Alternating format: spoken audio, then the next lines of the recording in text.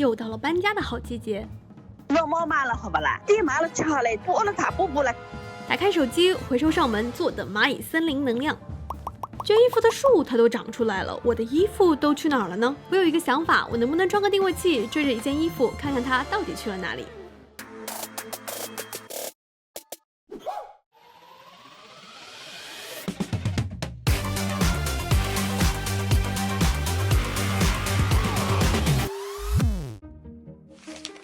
开始这场追踪衣服的实验，首先是得拥有大量的衣服，所以我邀请了各位同事，开启了一场旧衣清扫活动。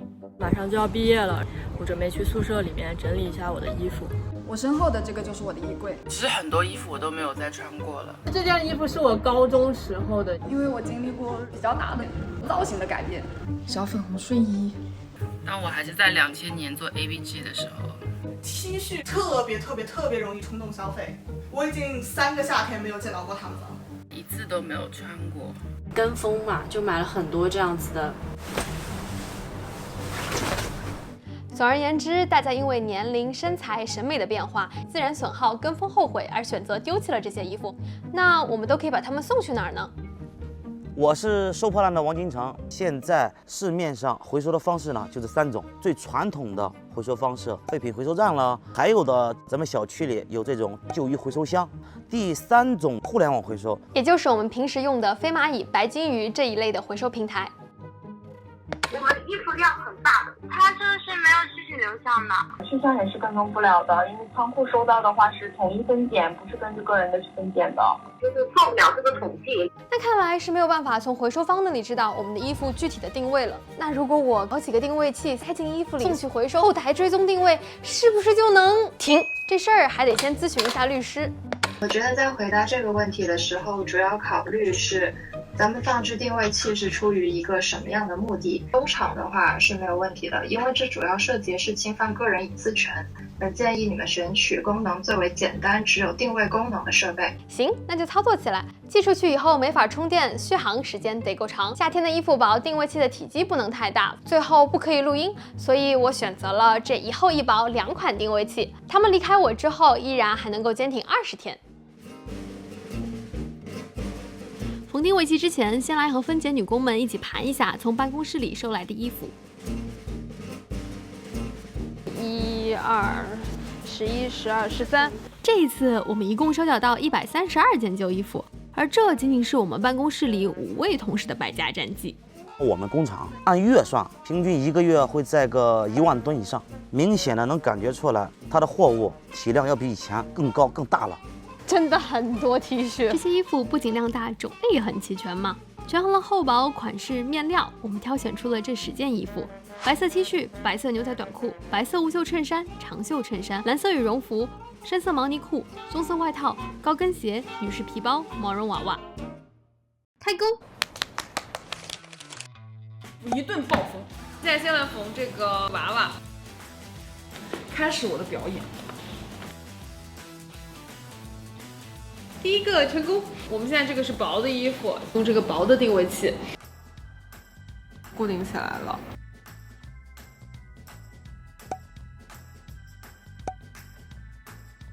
作为一个废物担当，我现在主要的工作是帮大宇穿针引线。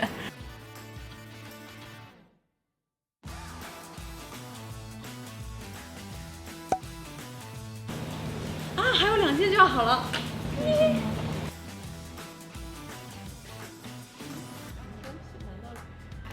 完事儿。接下来就是安排这10件衣服进不同的箱子。这4件衣服，给我们带去一个好的检测结果。你们去飞蚂蚁，你们4位白金鱼。最后这2件都会被投进小区里最随处可见的旧衣回收箱里。我俩收快递的。好的，好的，好的。这衣服回收的是吧？这衣服回收基本上天天都有，40、50公斤都有。16。记好了，接下来是听天由命了。启程了之后，我就会打开我的定位器，拜拜。好的，一边目送他们离开，一边我们把剩下的衣服都放进旧衣回收箱里吧。寄送完毕，那就坐等定位器更新了。定位器动了，一个闸北区的快递点，安心下来。在接下来的一段日子里，我开启了起床看定位，我的快递已经被签收了。出门前看定位，变了，投进旧衣回收箱里的江苏常州。他们现在已经去了3个完全不同的地方，感觉看着像是3个不同的分拣场。通勤路上看定位，吃饭看定位，休息看定位，睡觉看定位。就当我以为快要喜提定位的时候，他们都不动啊！我的定位器又出现了低电键吧？已经有2块定位器，已经5天没有更新位置了。我现在在办公室里面寻求大家的安慰。陆毅，如果我能成功的话，你眨眨眼好吗？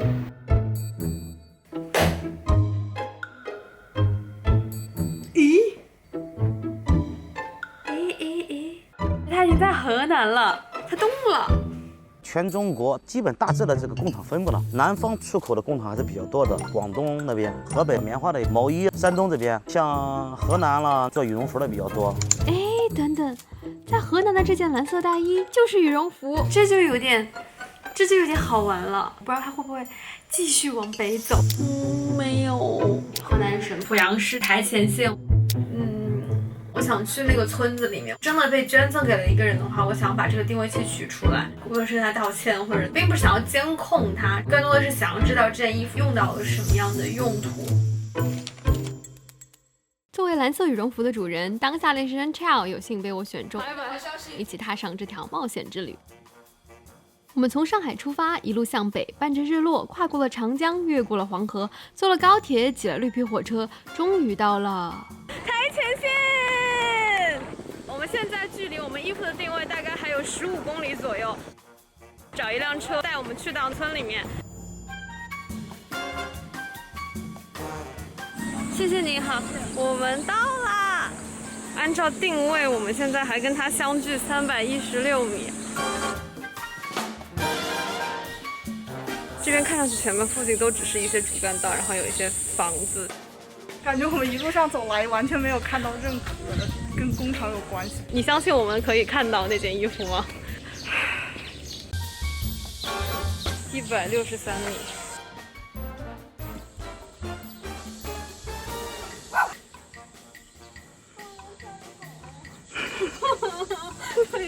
我怕狗，你怕狗吗？在我惊魂未定的时候，我们抬头就看到了，我操！我天哪！我以为这边会啥都没有。走！哇，我们现在到了这个定位器上面站的那个位置。我现在要走进去了，就我们眼睛能看到的地方已经有很多的衣服。这里面有好多羽绒。这边看上去好像是一个仓库。我可以进去看，走过去看一下吗？进啊，可以啊。在获得了工人姐姐的同意之后，我决定在仓库里找找我们的那件蓝色羽绒服。感觉每一件都像你的。我真的在有种，你说的蓝是什么蓝？哎，这件是真的很像。在翻了几十件蓝色羽绒服之后，工人姐姐告诉我们，衣服送过来2-3天就会被处理掉了。所以我们肯定是没有机会见到衣服本人了，但至少可以肯定他曾经在这里出现过。那羽绒服的话呢，就是不管它是破的、脏的、烂的，外皮没有关系。你新的话也是这样，国内回收再利用了。您这是要去送衣服吗？啊，你到那边看见了吗？我想跟着你看看，可以吗？可以。看到这里，那边太低了。好。把里面的绒给抽出来，再进行清洗，销售到这种回收羽绒的工厂，再进行再上再造。而工人们每处理一件羽绒服就能赚到1块钱。那这些布就没有用了吗？有人拉走。就当我在河南的村庄里游荡的时候，另外9个定位器已经耗光电量，悄悄离线了。我再也无法联系到他们，他们命运几何，流落何方？为了给自己一个交代，我去了王老板的工厂，想要寻找他们的踪迹。后面呢是我的出口厂，这就是卸我们供货商给我们供的原材料。我们工厂呢是旧衣服行业的最终端，我们只收大吨物的货物。所以我们剩下的9件旧衣物，若能有幸通过回收平台的筛选，可能就会被送到像晨星这样的旧衣出口厂里。随便拉下来一包，那不如就在他们兄弟姐妹的身上看一看他们潜在的去向吧。出口的话呢，它的标准是非常高的，不破不脏，不能烂，不能影响第2次的穿用。那这么看来，我们捐出去的衣物都是符合这个标准的，但它们具体又会流向哪里呢？出口工厂主要是以夏装、鞋子、春秋冬装这3种为主，手提包的话呢是夏装统货。那我猜，除了这个老鼠娃娃，剩下的这8件衣物或许都有机会出口。你像咱们出口的话呢，整体的流程呢是这种流程：回收过来原材料会上流水线，这一条线呢大概是不到10个阿姨进行分拣和分类，每一个人有自己的品种。那就跟着王老板上流水线上看看，我们的这几件衣服是不是都能够登船出口。非洲呢也很有意思，西非比较喜欢高档点的包类了。喂，沈女士，你的高档皮包或许应该去西非的路上了。你看这个鞋子、夹克、衬衣可以出口到非洲、东南亚或者是中东的国家。全是内裤吗？你别动手了。你看那种大裤衩子啥的，你看这边都是牛仔裤类，这种不能出口的，因为我们亚洲人的体型和非洲人的体型是不一样的，穿不进去。有些货你往非洲出不掉的，就是往东南亚走，都是亚洲人，体型和我们是一样的。同款短裙，哎，我们有条白色的，浅色的我们是不要，因为我们出口的时间比较长，基础色是纯白色的，它在途中呢也会脏，也会变色，会有白料工厂过来回收。平时工地戴的白手套了，或者是用的抹布、拖把，都是这种白料造的。也就是说，这3件衣服大概率是不会被出口了，而是被送去再生制造工厂了。这边呢都是小的毛绒玩具了。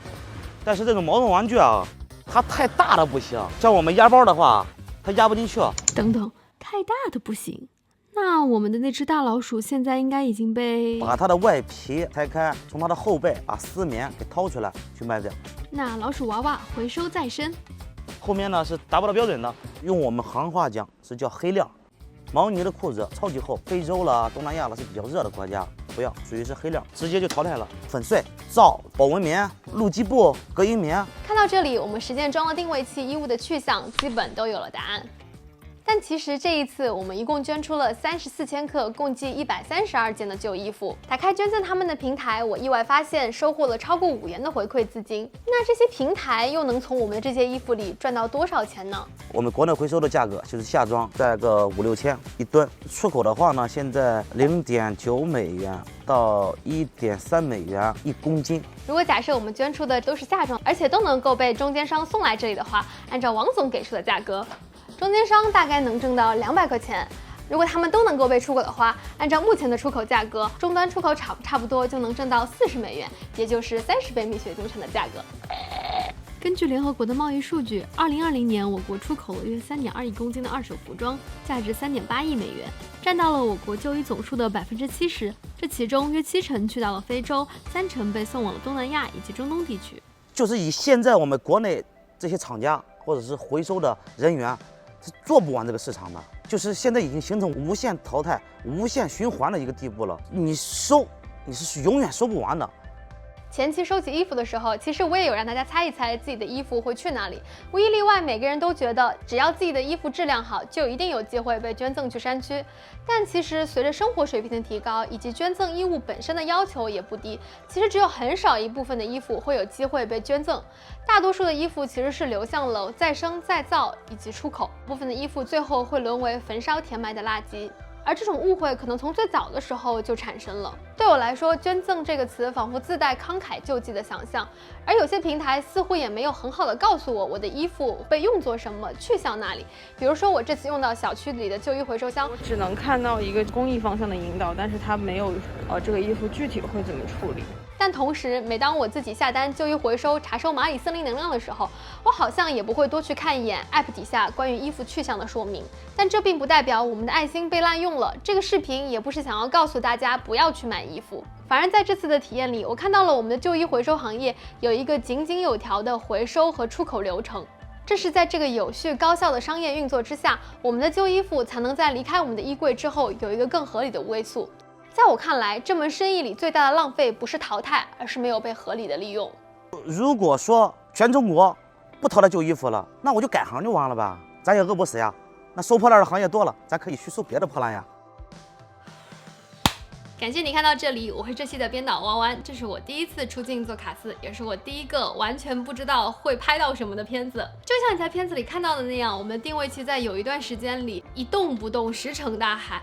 但就在我最沮丧、最焦虑的时候，事情突然就出现了转机，我们的定位器出现在了河南。当时我们办公室的每一个人都感到超级的兴奋。